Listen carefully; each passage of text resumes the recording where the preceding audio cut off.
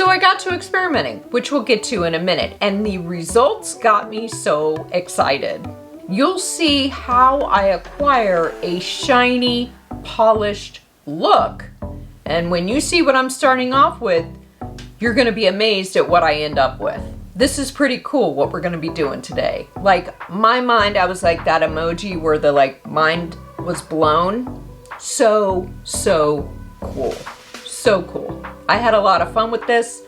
Highly addicting. This is simply a technique that you can keep in your back pocket, whether you're going to have an exposed area of glass in your artwork, or you're going to be taking a glass substrate that you have altered in some sort of way, and in my case, I cut it down.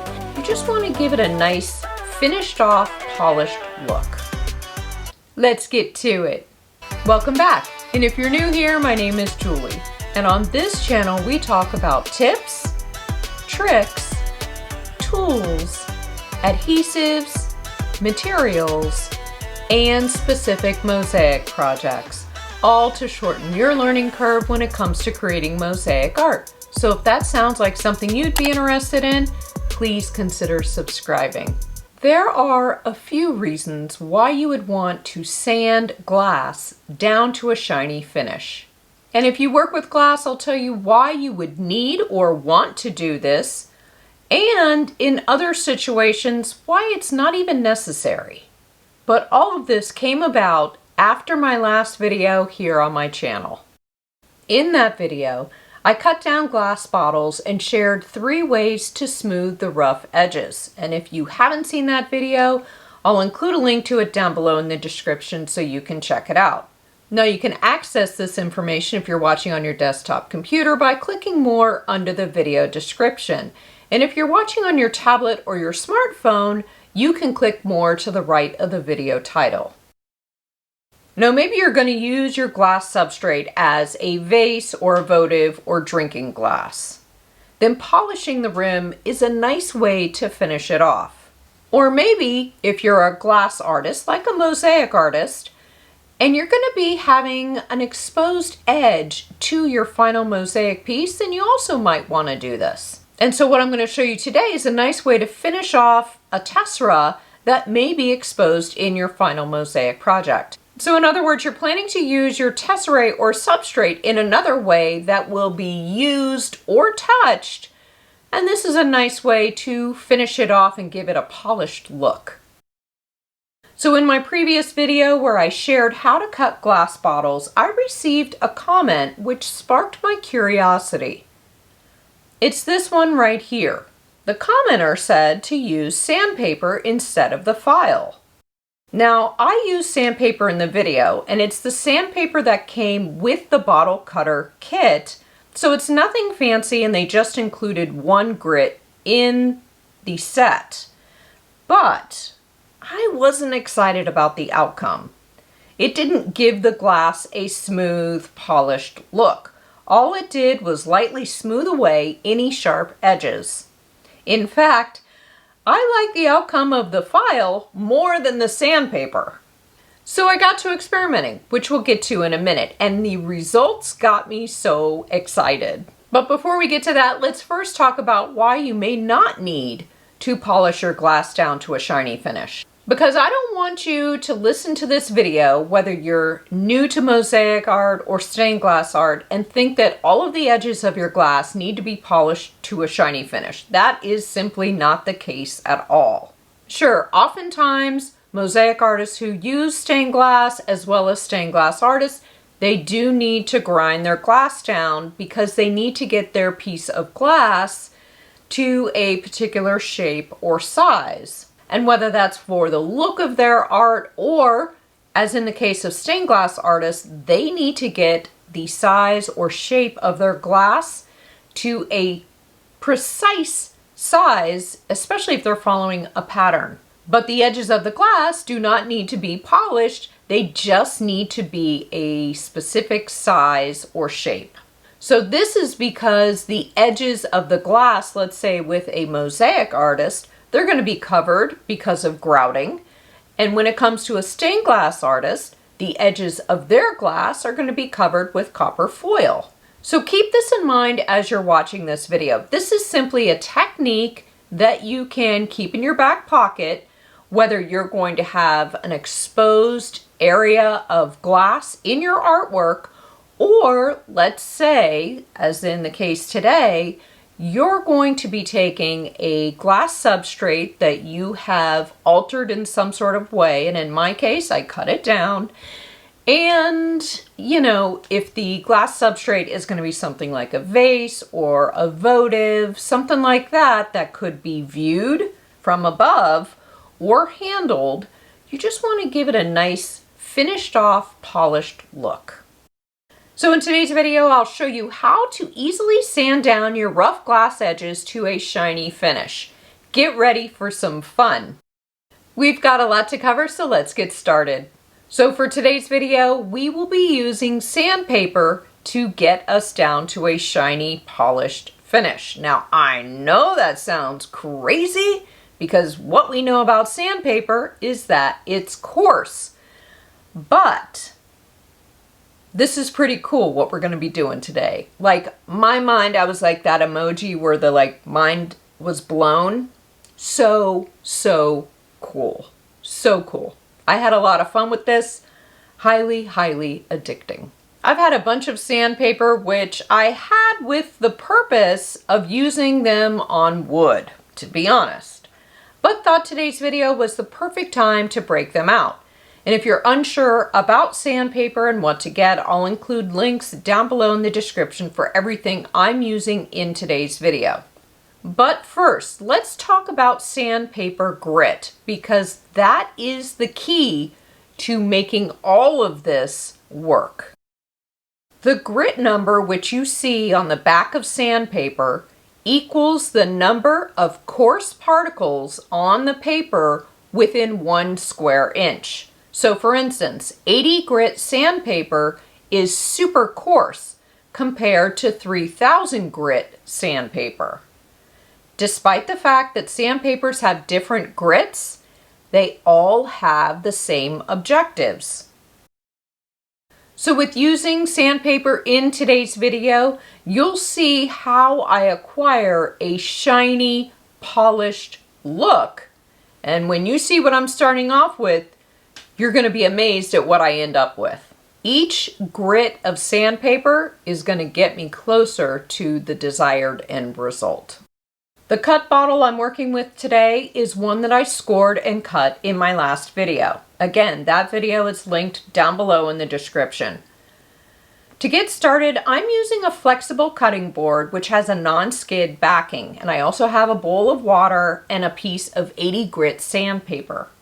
I'm starting with 80 grit because that's the coarsest grit I have, and it'll do a good job. If you have a coarser grit sandpaper, you can certainly start with that. Now you can put your sandpaper in the water to wet it, or you can put some water on the sandpaper to get started. Now with a little bit of pressure, I'm running the glass substrate over the piece of sandpaper in small circle motions and then turning the substrate slightly every so often. And then I repeat this process over and over again and then turn it slightly. And I keep going over this process of turning the substrate in small circles over the sandpaper. So the reason I keep turning the substrate is to make sure I'm applying equal pressure to the entire rim. This is to ensure that it gets sanded evenly. And after I've gone over the rim a couple times, I picked up the glass and sanded the inside and outside of the rim of the substrate. Now be careful just to sand the rim and not lower on your glass substrate. I made that mistake and scratched up some of my glass in a few spots, but it's no big deal. And then with a paper towel, I wiped off the rim to see how everything looks. Now, what I'm looking for is for the entire rim to look a little cloudy or foggy or scratched up, so to speak. I know we're trying to get to a smooth, polished finish, but you need to make sure that the sandpaper has touched all of the areas on the rim. And so by seeing a scratched up surface, that tells me I've been able to sand or touch all of the surface area of the rim with sandpaper. So I carefully ran my finger over the rim to check for any sharp edges and to make sure I'm making contact on all of the surface area. I felt I could sand it a little more, so I did. Okay, next up is a 120 grit sandpaper, and I added water to the surface of the sandpaper. And again, I went through the same exact process of applying a little bit of pressure and making some small circle motions on the surface of the sandpaper. And I would turn the substrate in my hand every 20 seconds or so to make sure I was applying equal pressure as I was sanding. And I wiped off the rim to check my progress. So I decided to go for round 2 and do it all over again. I felt like I could do a little bit more. And the reason I'm adding water to the sandpaper is to keep the glass dust to a minimum, if any at all. This process isn't nearly as messy as using an electric glass grinder. You know how sometimes you've just got spray all over the place? That's not the case with this process. And just to prove it, I was doing all of this sanding on my kitchen counter. So there was really not much to clean up when I was done. So that tells you how well the water on the sandpaper works to keep the dust at a minimum, but also how little is being spewed around by you moving the glass substrate in those little circle, motions. But having said that, this process does take longer than a traditional glass grinder, which some of us have in our creative spaces. But the result you're going to get by going through this process in today's video is hard to beat, even with a glass grinder. And you'll see what I mean as we continue to progress. Now, to give you an idea of how coarse this sandpaper is, the average grit of a nail file for natural nails is around 180. So the sandpaper I'm using here is coarser. So just like with the previous grit sandpaper, I also sanded the inside and outside of the substrate rim. So far, I'm loving how this is going and I can see some real progress already. Moving on to our next grit, which is 220. As I said earlier in the video, each grit of sandpaper has a different but the same objective, which is to sand and eventually smooth the glass to a shiny finish. Now with this particular substrate, it didn't break perfectly, so there are some small little divots in the rim. So I'll keep that in mind as I go through this sanding process. If you want a perfectly cut rim to work with, then choose another one of your substrates which cut better. But for my circumstances and what I'm going to use this substrate for, meaning not a drinking glass, then I'm okay with the small divots.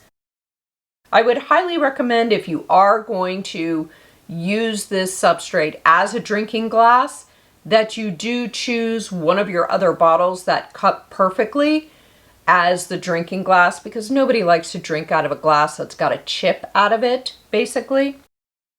So as I mentioned in the video on my channel where I cut the glass bottles, I suggested you have some practice bottles, right? So you might also want to do that when it comes to practicing how to sand the rough cut glass. This process right here, not all bottles break the same. So as I go through this process from one grit to the next, you can see how the rim is getting less cloudy or less foggy. And the divots in the glass are less pronounced. And that's because I'm grinding down the rim little by little. However, keep in mind the little divots in the rim will remain there. They just won't be as deep by the time I'm done with all of this. And that's because the glass rim is catching up to the divots, so to speak. Now we're moving on to a new grit, which is 320. And you guessed it, I'm going through the same exact process again, applying a little bit of pressure and moving the glass substrate in small circle motions. And then every so often, about every 20 seconds, I'm turning the glass substrate in my hand to focus on a new area of the glass substrate. We're trying to apply equal pressure to the substrate. And as usual, after I've done this for a few minutes and once I was happy with the results, I moved on in the process. We're moving on to the next grit, which is 400. Now you can see we're getting finer and finer when it comes to the grit of the sandpaper. Okay, at this point, things are getting pretty exciting, if that's even possible when sanding down glass to a shiny finish, but I say, yeah, this is getting pretty exciting. Now remember, the higher number of the grit, the smoother the grit. Again, I'm going through the exact process I've been following all along for the previous sandpaper grits, and you can see that the rim is really starting to look clearer. It's losing a bit of the cloudy or fogginess on the rim. And also, the rim is a lot more squared off, if you can see that, despite the fact that I'm lightly sanding the inside and outside of the substrate with each grit I've used in this process. The rim is so smooth now. It's really, really nice. Next up, we're jumping to 1000 grit sandpaper. Look at us! And again, I'm going through the exact same process, making circle motions, but I can definitely tell the glass is sliding over the surface of the sandpaper much easier since the grit is significantly less coarse than earlier in the process. So you want to make sure that you hold on tight to your glass substrate as you move it around. But still, continue to apply the same amount of pressure, and you're moving it in circle motions and turning it every 15 to 20 seconds to a new area on the rim. Now, it's not that I'm lifting up the glass and I am applying more pressure to one area. You want to keep that glass flat on the sandpaper.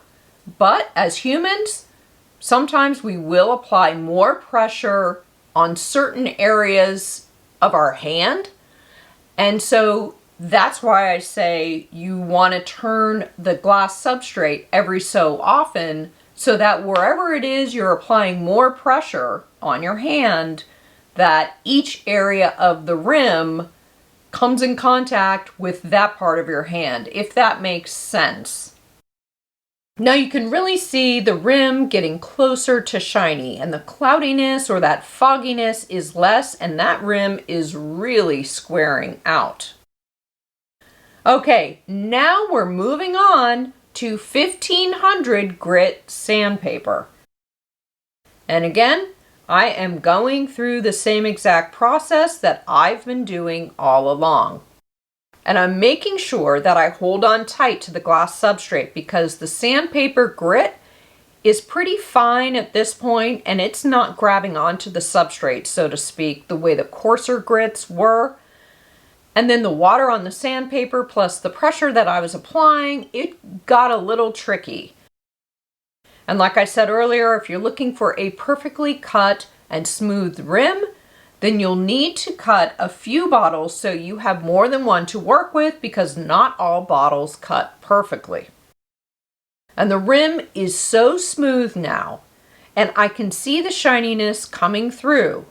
Now you can still see the divots in the glass. And that's because this process isn't going to remove those or take care of getting rid of them. It just minimizes the look. But wait, there's more. As if we're not having enough fun as it is, we are moving up to 2500 grit sandpaper. Again, I went through the same exact process. There's no surprise there. And once I was done with that, I used the sandpaper to spot treat a few areas on the rim. Now you may be wondering, why did I go from one grit to the next in this video? There's no way that I could take cut glass and run it over 80 grit sandpaper and then use 3000 grit sandpaper on it and get the same shiny look. Each grit builds on the last. So each grit catches and cleans up the surface of the glass, which the previous grit was unable to reach. It's a really cool process and I enjoyed this a lot. So anytime we can alter our substrates and tesserae in mosaic art is a really fun thing. And I see how if I would have spent more time on some of the grits in the process, that my glass would be even shinier. Now I'm stopping at 2500 grit sandpaper, but I could easily continue on to 3000 and keep going higher. But this was a great practice run. It was my first time doing this and I'm really happy with the results. Wasn't that fun? All items I used in today's video will be included down below in the description. Hurry up and get this filmed before a thunderstorm moves in. Oh, I was listening to some music before I started filming or whatever and it got me teary-eyed and it's little sentimental there. I don't know what happened to me. I don't know. Anyways, let's get ourselves together here.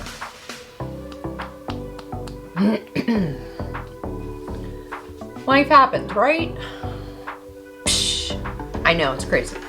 I'll let you in on a little secret. It's my son's 15th birthday today. Happy birthday, Owen! Do y'all remember that first video that he was in?